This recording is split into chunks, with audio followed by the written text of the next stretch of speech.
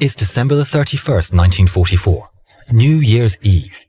But many brave young men are not celebrating today as they crew a group of 37 planes conducting a mission targeting oil refineries over Hamburg. Having completed their mission, the surviving planes have been flying through flak for over an hour. It's so dark that you can't see the sky. Lieutenant Glenn Rojon is in command of a B-17G, the Little Skipper. He and his crew are desperately trying to find a way through the flak, maneuvering as best they can to avoid the plumes of smoke and fire bursting all around them and their comrades. Finally, the planes reach the North Sea, and to everyone's relief, the flak subsides. Now flying straight and level, the planes take position in formation with all crews watching carefully for enemy fighters. There is a very strong headwind, which means the B-17s are travelling much slower than usual. Suddenly, they're spotted. At 22,000 feet, the B-17s are jumped, and a battle takes place.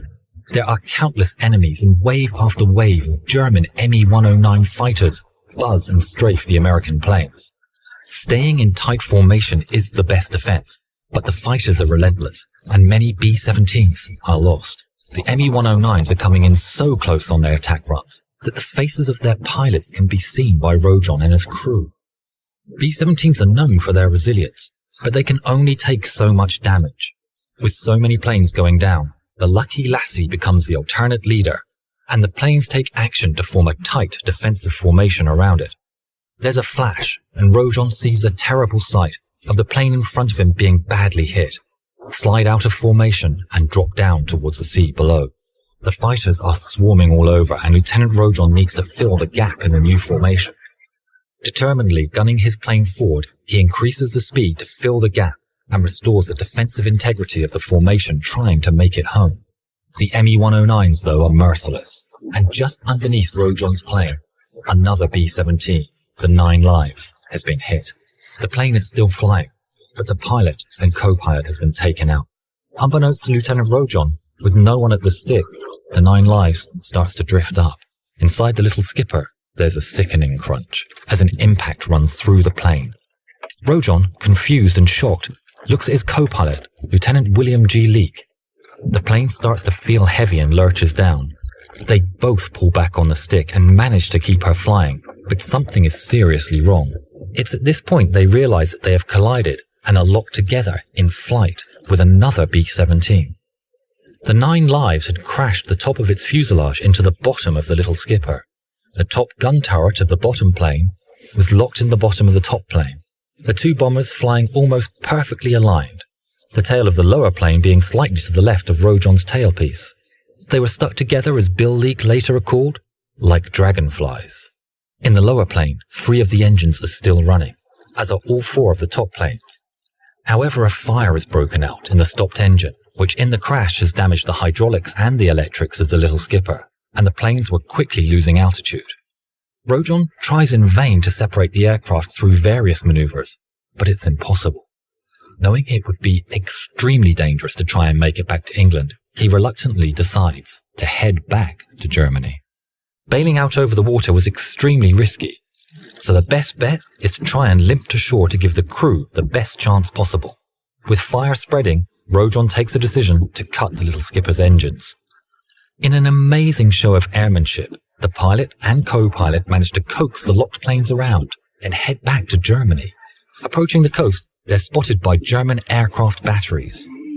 The German captain of one recorded in his logbook, 2 fortresses collided in a formation in the northeast. The planes flew hooked together and flew 20 miles south. The 2 planes were unable to fight anymore. The crash could be awaited, so I stopped firing at these 2 planes. In order to give his crew the best chance of bailing out safely, Rojon battled to keep the plane under control. In all, 6 men parachuted out of the Little Skipper. Rojon ordered Leake to bail out, but Leake knew it took 2 men with colossal effort to keep the plane level. If he had bailed out, Rojon was certain to perish as the plane spiraled out of control. Lieutenant Leake refused the order. The 2 men were going to see this flight through to its final conclusion. Having earlier bailed out, drifting down from his parachute, navigator Lieutenant Robert Washington watched the strange sight of the 2 bombers stuck together disappear towards the ground in the distance. The 2 planes in Piggyback One on top of the other were approaching the ground at terrifying speed. Seeing the ground rushing up before them, both men said their prayers and pulled back on the stick in a Herculean effort at the last moment to give the plane as much lift as possible. They had to pull so hard on the steering yoke that they had to put their feet on the console to brace themselves. Approaching Tetten's field in northern Germany, the planes slammed into the earth. The 9 lives disintegrated on impact, with the little skipper shooting forward, sliding along the ground. A wing crashed into a wooden building and the plane broke apart. Wreckage flew in all directions and almost the entire plane was destroyed. As the nose of the plane came to rest and silence descended, the 2 men, still in their seats, amazingly had survived. Rojon and Leek exited the wreck just as a German soldier rushed up to take them prisoner. Unfortunately, not all of the airmen escaped on that day. In total, 6 crew survived from the little skipper and 4 bailed and survived from the 9 lives. But the fact that any made it through was an incredible achievement. All who survived were captured by the Germans. Lieutenant Glenn Rojon was awarded the Distinguished Flying Cross for his actions on that day, but he always credited Leek for saving his life. The 2 men lost touch with each other after the war, but in 1986, Glenn Rojon managed to track Bill Leek down and get in touch. In 1987, the 2 men and the surviving crew were finally brought back together at a reunion of the 100th Bomb Group in Long Beach, California. We'd like to express our sincere thanks to Captain Rojon's daughter, Cindy Rojon, for helping with the facts on this script. Any errors are entirely our own. There are many more details to this incredible story that you can find in her excellent book, The Piggyback Flight Pilot's Journey, published by Fulton Books, which you can find on Amazon.